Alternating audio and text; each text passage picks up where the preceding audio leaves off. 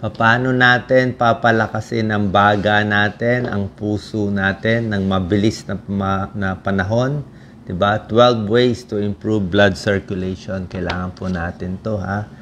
Maraming mga sakit matutulungan. Let's say may hika, may sakit sa baga, may TB, mahina ang puso, kahit yung mga varicose natin, lahat matutulungan nito. Blood circulation, more oxygen, mas maraming dugo na dadaloy sa ating katawan. 12 tips. Okay. Number 1, syempre gusto mo maraming oxygen eh. So dapat maganda hangin natin. Fresh air, 'di ba? Kung nasa probinsya, napakaganda ng hangin. 'Di ba? Doon talaga pwede ka mag-fresh air. Kaya lang pag dito sa mga city, kung nasa Cebu, Davao o Maynila, tingin ko mas fresh air sa loob ng bahay. Lalo na kung may aircon, mas maganda, may filter, o pag sa loob ng bahay, pwedeng may mga screen, kahit papaano mas malinis yung hangin. Diba? Iwas tayo masyado, lalo na kung katabi mo yung major road. Kasi more oxygen na meron ka, mas maraming oxygen papasok sa katawan mo, syempre, diba? Kaya nga yung mga may sakit sa baga, nag-oxygen na lang. Next. Number 2, pampalakas ng baga. Mabilis lang to. Okay, ang tigas na ulo ng mga tao. Tigil sigarilyo. Pag tinigil nyo sigarilyo kasi nakakasira talaga sa baga. Sigarilyo, air pollution, nakakaitim ng baga. Pag 2 to 3 weeks ka nag-stop ng smoking, gaganda na circulation mo. Oo. Pag puro sigarilyo, magbabara yung puso, may heart attack, may stroke, diba? So, after 2 to 3 weeks ng stopping smoking, gaganda na yung baga mo. 1 year nag-stop ng smoking, nawawala na hingal mo, pati plema. So, quit smoking. Mabilisan pampadami ng oxygen in 1 hour. Breathing exercise. To, yan ang turo sa atin ng mga pulmonologist tulad ni Dr. Glina Cabrera. So, marami sa atin kasi ang hinga, parang hinga aso. Parang ganyan lang. Oh. Mali po yung ganung hinga. Pag ganun yung hinga natin, konting oxygen lang papasok. Paano? Imagine nyo yung baga natin. Parang ganun lang ng ganun. Diba? Ang tamang hinga, dapat pumasok talaga yung hangin sa baga. Kaya malalim. Tsaka ang paghinga, mas maganda po gamitin ng ilong. Pag ilong kasi mas mataas yung nitrous oxide. Merong nitrous oxide na nakakabuka pa sa ugat natin. Diyan dumada. Kaya deep breathing sa ilong. Pigil konti. Pag exhale, first lip. First lip, naka-purse yung bibig. Tuturo ko ulit ha. Ganito, best breathing. Hinga malalim. Isang kamay na sa tiyan. Kailangan lumalaki ang tiyan. Increase chest, increase yung tiyan. Kailangan tumataas itong tiyan natin. Diaphragm breathing. Pigil. Exhale. Yung exhale, dahan. Kung kaya nyo mabagal yung hinga, 4 to 5 seconds. Pigil, mga 3 seconds. Exhale, mga 6 seconds. Dahan. Anong purpose nun? Meron kasing mga sakit na yung baga natin nagko-collapse agad. Imagine nyo yung baga natin, diba? Nag-open yan, parang balloon. Tapos nag-exhale ka agad. Ginanon mo agad. Di nagsara agad yung baga natin. So, wala nang air exchange. Diba? Mas gusto mo matagal na naka-expand para yung dugo, pati yung hangin, magpapalitan. So, yung oxygen, papasok sa dugo, gagamitin na buong katawan, mamumula tayo. Diba? Maganda, oxygenated blood. Pag exhale, carbon dioxide na. Diba? Kaya dapat first lip. Maganda to sa healthy na tao, sa emphysema, asthma, COPD, bronchitis, may TB, may lung cancer, lahat na may sira sa baga, may pulmonya, may COVID, lahat po. Ha? Breathing exercise. Marami nga nabuhay sa COVID, breathing lang. Kasi walang ventilator at that time, di ba? Kung di sila ma-ventilator, mamamatay, pinilit lang huminga. Pinilit inhale. Tsaka pilit mo talaga. Kailangan kasi parang nag-expand ha? Okay? So yan, number 3, pinakamahalaga. Papataasin yung oxygen mo. Makikita nyo yan kahit nag-pulse oximeter kayo. Kung ang oxygen yung pulse oximeter, 94, 93 lang, gawin nyo yung deep breathing. Mga 5 beses, tataas yan. Okay? Number 4, walking is the best exercise. Yan lang po. Yan ang turo ng mga pulmonary rehab medicine doctor, mga nagre-rehab, may sakit sa puso, mahina ang baga, may TB, may heart failure, may bara sa puso.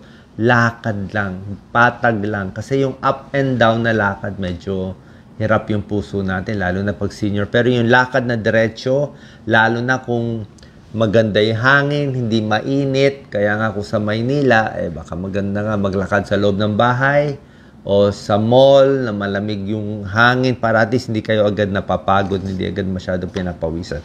So pag naglalakad tayo, ang ganda ng circulation sa paa, diba? Ang ganda, pati yung puwet niya tumitigas.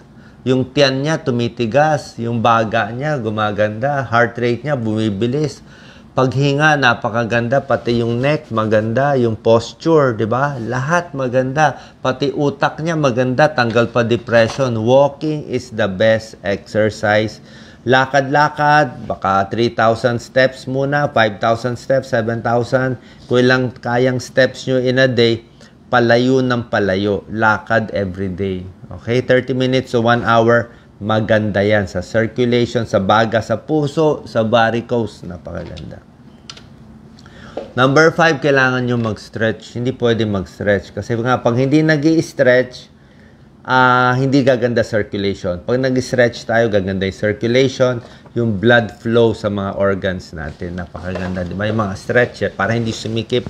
Diba? Parang exercise na rin yan Mahirap mag-exercise kung masikip ang mga muscle mo. Naglalakad ka nga, biglang masakit yung sa binti o sa likod o nag-back pain, nag-neck pain, nag-leg pain o nag-foot pain. Paano ka na makakalakad kaya stretching? Ito po, sobra ganda. Number 6, sobra ganda to. Kung may pera lang, o kaya, meron namang mura nagmamassage once a week, o kung merong kahit kayo na lang magpartner, magpalitan, massage, sobrang ganda yan pang circulation. Mga may manas sa paa, yan mabigat ang paa, nagkakaedad, 40, 50, 60, manas na, ganyan lang ang pagmassage, so pataas lang sa paa. Ganda sa circulation ng veins, sa varicose, sa lymphatic fluid, parang tubig din yan May sa dugo, may lymphatic fluid, may lymphatic circulation. Para ka na rin nag-exercise yan. Pataas lang lahat. Okay, kahit may varicose, basta pataas lang. Huwag lang yung pababa para hindi maipit yung dugo. Kasi dugo kailangan pataas. Pataas. Sa paa, sa hita, sa likod. Okay? 1 hour, tsaka yan, relax na relax. Lahat ng circulation, maganda dyan. Pati immune system, gaganda. Number 7, maraming tubig. Hindi pwede maraming tubig. Parang puno tayo Ang tao, parang halaman. Pag hindi mo diniligan, mamamatay maaga. 75% ka ng tao, dehydrated. More water, more nutrient, more oxygen sa cells. Pag-ihi, maganda, walang infection, walang bladder stone, kidney stone, maganda sa digestion ng tubig, pang-ulcer, pang-GERD, prevents constipation, tsaka maraming dugo, maganda circulation. Kung sawa kayo sa tubig, lagyan nyo ng lemon water, calamansi water, pero tubig pa rin ang pinakamaganda. Hindi soft drinks, hindi iced tea, hindi energy drinks. Siyempre, iwas stress, diba? Pag masyado maraming stress, masyado maraming iniisip, magbabara yung mga ugat-ugat natin. Diba? Hindi rin magpa-function yung katawan. Mas relaxing, mas maganda sa circulation. Yan, deep breathing din Diba? Para kalmado ang puso, ang baga, at ang utak. Maganda sa circulation, syempre, omega-3 fatty acids, diba? Pampababa ng bad cholesterol, pampaganda ng daloy ng dugo, may tulong din sa blood pressure, maganda sa puso, omega-3 fatty acids sa mga isda. Lahat ng klaseng isda, tuna, sardinas, bangus, salmon, di ba? Pwede po 3 times a week. mga seeds, mga mani-mani, basta wag lang yung maalat na mani, maraming mantika. Yung mga seeds natin, kasoy, meron tayo sa ating kasoy, nilagang mani. Okay, omega-3 fatty acids. Healthy foods dapat tayo, di ba? Wag yung matataba. Ito po next. Napakaganda. Ito, tingnan nyo maigi, Doc Lisa. Tingnan nyo lang maigi yung picture. Gawin nyo lang to, ito ginagawa ko to, lalo na pag tumatanda. Feeling ko hahaba buhay nyo dito. Tingin ko haba buhay, at least 2 years, 3 years, or more. Ganito lang gagawin. Every day, 30 minutes, nakataas sana. Kung may chance kayo. Ganito kataas, pwede na. Kung walang ganitong kutsyon, unan na lang. Basta yung paa, dapat mas mataas sa puso. Nandito ang puso, mas mataas dapat ang paa. Nandito yung puso, mas mataas yung paa. So, pag ganito, dapat nakahiga siya. Pag nakaupo siya, hindi rin maganda. Dapat mas mataas ang paa sa puso para bumaba ang manas, bumaba ang dugo, bumaba ang swelling, ang varicose, mawawala, mababawasan. Ganyan. Yan po ang gagawin nyo. 30 minutes sa tanghali, pinakamaganda, or sa gabi, nakataas. Ang di lang kaya nito, siyempre kung may heart failure or ano. Pero ito po talaga pinakamaganda. Pampabawas ng manas. Lahat kasi talaga nagkakavaricose pag tumatanda. Tapos, relax lang. Okay? Kasi yung dugo nga, nag-iipon sa paa. Lagi nakatayo, lagi nakaupo. Diba? Pag ganyan ginawa nyo, lagi nakatayo, lagi nakaupo, may cramps, masakit, restless, itching, fatigue. Diba? Yan po pinakamaganda. Katulad din noon, pag naglalakad tayo ay malalayo ang pinupuntahan. Lagi nakatayo, compression stockings. Okay, may mga levels yan. Compression stockings, pero mga 15 mm mercury.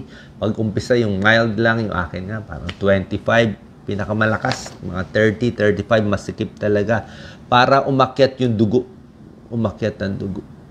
Kasi delikado ang long car ride, long airplane ride. Pwede magbuo ang dugo, pumunta sa baga, bara sa puso, pwede mamatay. Kasi nga, di ba minsan, long ride from the US, pag uwi sa Pilipinas, manas agad yung paa. Bakit? Siguro mainit dito, laging nakaupo, nagmanas. Kasi nga, hindi natin magawa to sa airplane eh. Hindi mo to magawa sa airplane eh. Yan ang problema. Okay? Compression stockings. Paggising, lalo na kung lagi nakatayo. Siyempre, iwas alak. Alak masama sa mga ugat, masama sa puso, nagpapatigas ng mga ugat. Okay? Final slides, yung mga healthy foods natin, di ba? Iwas sa processed meat, di ba? Bawal nakaupo ng matagal, yung mga matatamis, exercise, green leafy vegetables, di ba? More fish, limit alcohol. Ito yung mga pampasaya natin, di ba? Huwag umiwas sa sunog, huwag masyado magbilad sa araw, morning sunlight lang, stop smoking, mental health. Saan ko nakatulong tong video natin? Paano papalakasin ng baga at puso ng mabilis na panahon. God bless po.